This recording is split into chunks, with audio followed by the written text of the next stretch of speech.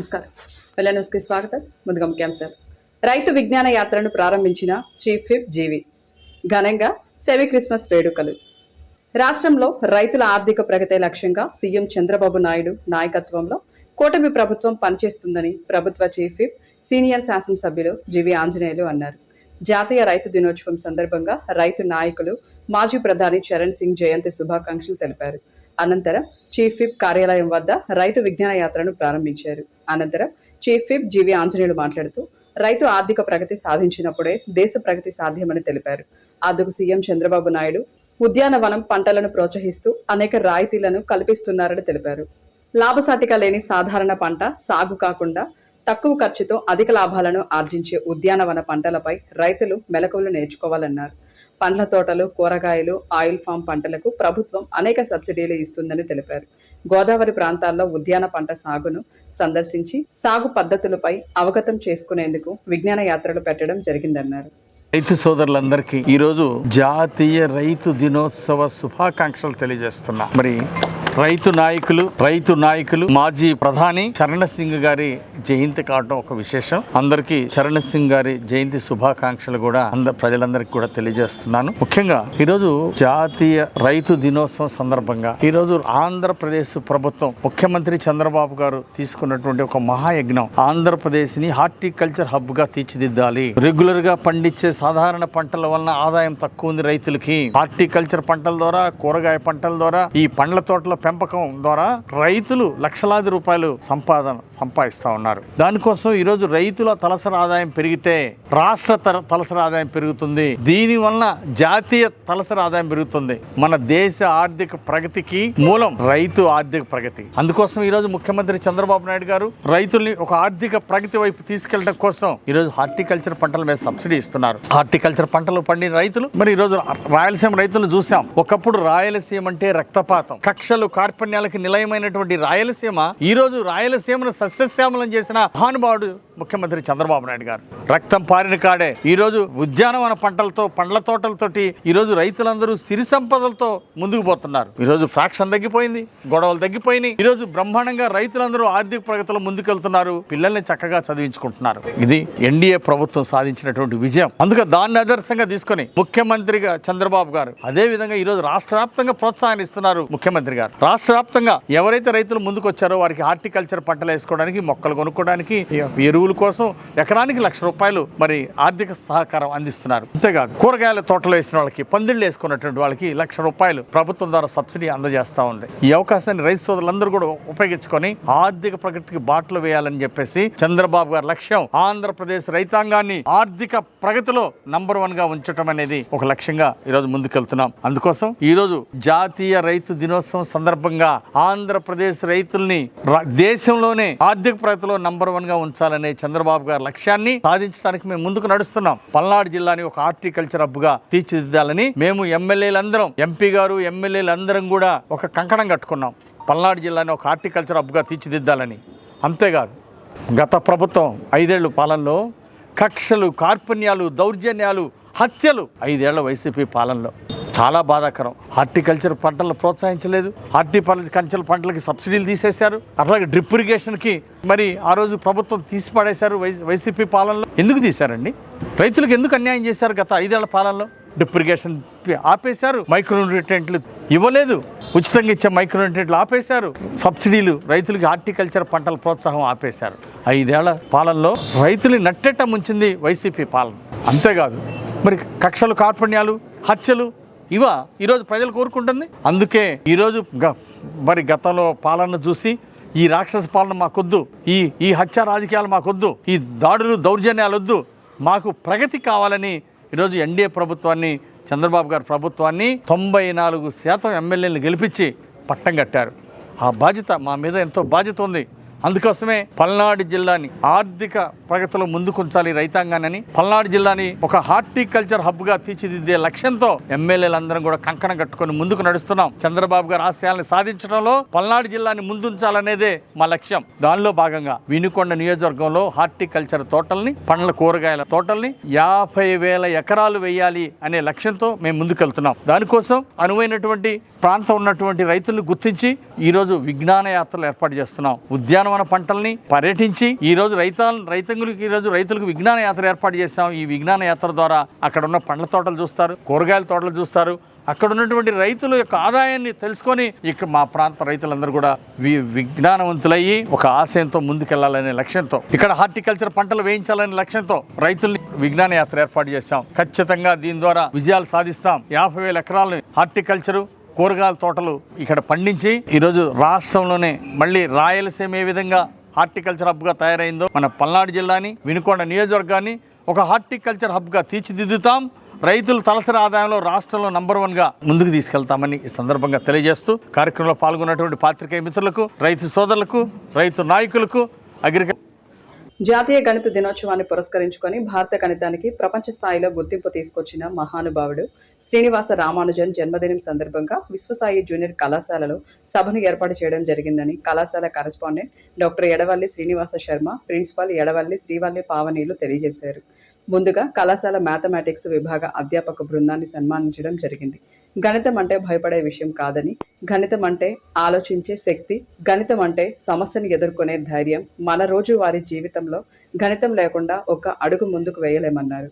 సమయం, డబ్బు, సాంకేతికతలన్నిటికీ ఆధారం గణితం మాత్రమే అని అన్నారు. మొబైల్ ఫోన్ నుండి అంతరిక్ష పరిశోధన వరకు ప్రతిదీ గణితంపై నిలబడిందని, రామానుజన్ మనకు నేర్పిన గొప్ప పాఠం ఏమిటంటే ప్రతిభకు వనరుల అవసరం కాదు, నమ్మకం, సాధన చాలని ఈ సందర్భంగా తెలియజేశారు. విద్యార్థులారా, గణితాన్ని భయంగా కాకుండా ఒక అవకాశంగా చూడాలని ఈ సందర్భంగా తెలియజేశారు. పట్నంలోని స్థానిక ఆర్టీసీ డిపో ఎదురుగా ఉన్న లయోలా ఇంగ్లీష్ మీడియం స్కూల్ నందు క్రిస్మస్ వేడుకలు ఘనంగా జరిగాయి. స్కూల్ కరెస్పాండెంట్ ఫాదర్ ప్రసాద్ ప్రార్థనతో వేడుకలు ప్రారంభమయ్యాయి. క్రీస్తు జన్మించి 2025 సంవత్సరాలు అయినందున జూబ్లీ వేడుకలు జరుపుకునే ఈ సందర్భంలో సెమీ క్రిస్మస్ జరుపుకొనుట ఆనందంగా ఉందన్నారు. పిల్లలందరూ బాగా చదువుకొని పెద్దలను గౌరవిస్తూ దేవుణ్ణి ఆరాధించాలన్నారు. ప్రధాన ఉపాధ్యాయులు బాలసౌరయ్య మాట్లాడుతూ దేవుని ఆజ్ఞలు ఇవే మన మానవనీయ విలువలు పెంచుతాయని అన్నారు. అనంతరం చిన్నారులు సాంస్కృతిక కార్యక్రమాలు, నృత్యాలు నిర్వహించి క్రిస్మస్ గీతాలు ఆలపించారు. కుల మతాలకు అతీతంగా శుభాకాంక్షలు చెప్పుకున్నారు. అనంతరం క్రిస్మస్ కేక్ కట్ చేసి చిన్నారులకు పంచిపెట్టారు.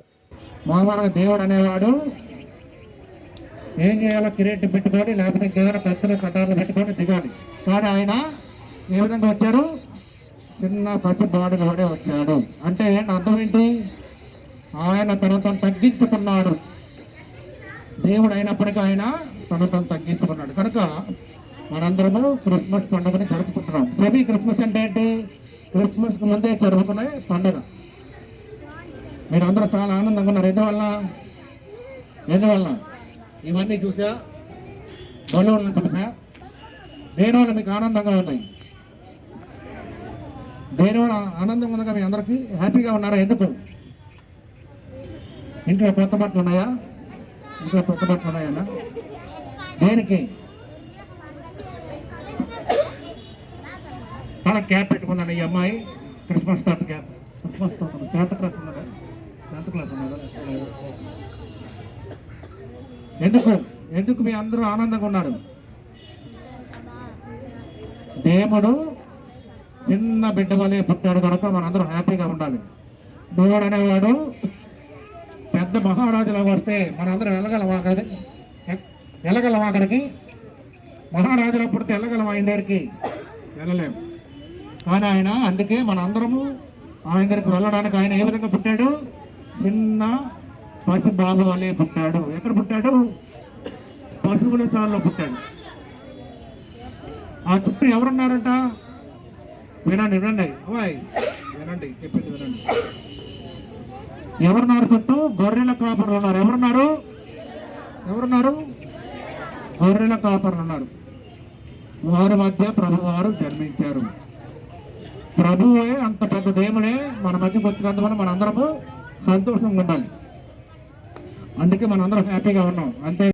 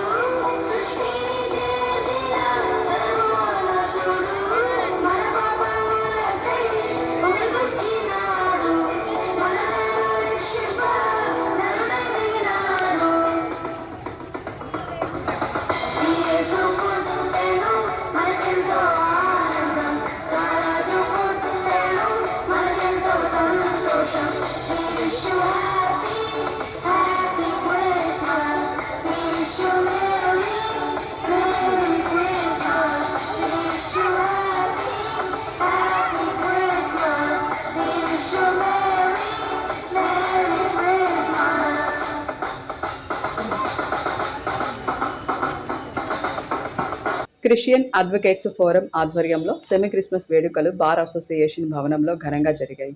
ఈ యొక్క కార్యక్రమానికి ముఖ్య అతిథిగా Vinukonda junior civil in charge judge R Aashirvadam Paul విచ్చేశారు. ఈ కార్యక్రమంలో న్యాయమూర్తి ఆర్ ఆశీర్వాదం పాల్ మాట్లాడుతూ క్రిస్మస్ యొక్క విశిష్టతను తెలియజేస్తూ యేసుక్రీస్తు యొక్క ప్రేమ, దయ, కరుణ, క్షమా గుణాలను, ఆయన మార్గములను గురించి సందేశం ఇచ్చారు. క్రీస్తు యొక్క జీవన మార్గం అందరూ పాటించి వారి జీవితాల్లో సుఖ సంతోషాలు పొందాలని ఆకాంక్షించారు. అనంతరం సీనియర్ న్యాయవాదులు క్రిస్మస్ సందేశాన్ని తెలియజేశారు.